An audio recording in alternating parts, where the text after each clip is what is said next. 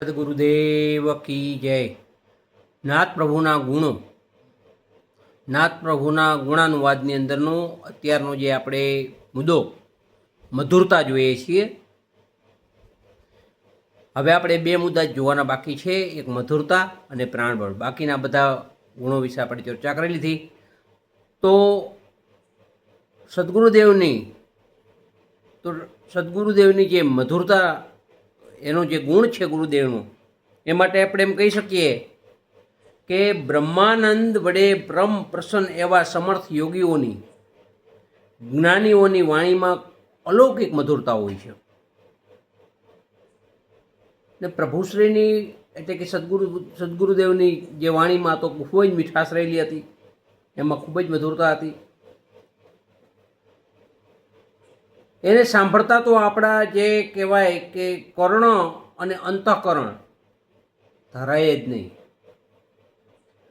એમનું જે વ્યાખ્યાન સાંભળનારા હતા એ સમય દરમિયાન એવું કહેતા કે અમોએ તો ઘણા પંડિતોના, સાધુ સંતોના વ્યાખ્યાનો સાંભળ્યા, એનો જે સાંભળવાનો યોગ અમને પ્રાપ્ત થયો એ સૌભાગ્ય વસાત પ્રાપ્ત થયો, પરંતુ કૃપાનાથના વ્યાખ્યાનોમાં જે વ્યાખ્યાનોનો અમે જે લાભ લીધો છે અને એમાં જે અમને આનંદ મળ્યો છે, તેવો આનંદ કૃપાનાથના વ્યાખ્યાનોમાં જે આનંદ મળ્યો તેવો બીજે ક્યાંય મળ્યો નથી। એમના અંતેવાસી શિષ્યો, ગુરુની પાસે રહેનાર શિષ્યોના આ શબ્દો છે। ઘણા જ્ઞાનીઓના એણે વ્યાખ્યાનો સાંભળ્યા, પરંતુ કૃપાનાથ પાસે જે વાણીની મધુરતા હતી,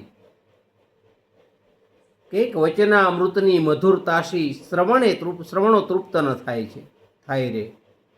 પ્રભુશ્રી જ્યારે જ્યારે વ્યાખ્યાન આપતા એટલે જે કર્ણો અને અંતઃકરણ ધરાય જ નહીં, અને એટલો આનંદ પ્રભુશ્રીના વ્યાખ્યાનોમાં મળતો, જાણે કે મીઠી ચાસણીમાં બોળેલી તાજી જલેબી જેવો। આમ તો સદગુરુદેવની મધુરતા માત્ર વાણીમાં નહીં, પણ એના અંતેવાસી શિષ્યો જે રહેલા છે માણિક્ય વર્મન, એ લોકોને બધે જેમ કે એક શ્રી વૈષ્ણવાચાર્ય પૂજ્યચરણ શ્રીમદ વલ્લભાચાર્યજીના જ્યારે શ્રી ભગવાનની સરસ્વતીની મધુરતાથી મુગ્ધ થઈ મધુરાષ્ટકમ રચેલ, એવી જ મધુરતા એને ગુરુદેવમાં દેખાતી। માણિક્યવરમાં તો એમ કહે છે કે મને તો એને કૃપાનાથનું જોવું, સાંભળવું, બેસવું, ઉઠવું, હાલવું, ચાલવું, નાહવું, ધોવું, ખાવું, પીવું, વાંચવું, વિચારવું, લેવું, મૂકવું, આ બધી ક્રિયાઓમાં મધુરતાનું દર્શન થતું। અને મધુરાષ્ટકમની અંદર પણ કહે છે ને કે અધરમ મધુરમ વદનમ મધુરમ નયનમ મધુરમ હસિતમ મધુરમ હૃદયમ મધુરમ ગમનમ મધુરમ મધુરાધિપતે અખિલમ મધુરમ।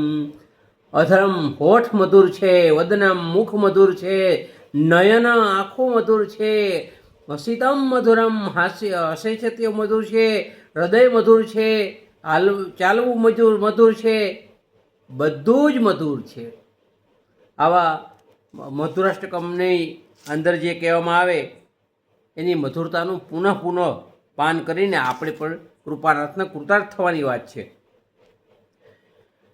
તો આ જે કૃપાનાથની જે વાત કરવામાં આવે, તો દરેક વસ્તુમાં એમની વાણીમાં તો મધુરતા હતી, જ્ઞાનની મધુરતા પણ છે, અને તમામ એની જીવનશૈલી જોઈએ તો ખૂબ જ મધુર રહેલી છે। તો આ છે કૃપાનાથની મધુરતાનો મુદ્દો। ત્યારે હવે પછી આપણે પ્રાણબળનો મુદ્દો જોશું। જય ગુરુદેવ, જય નાથ।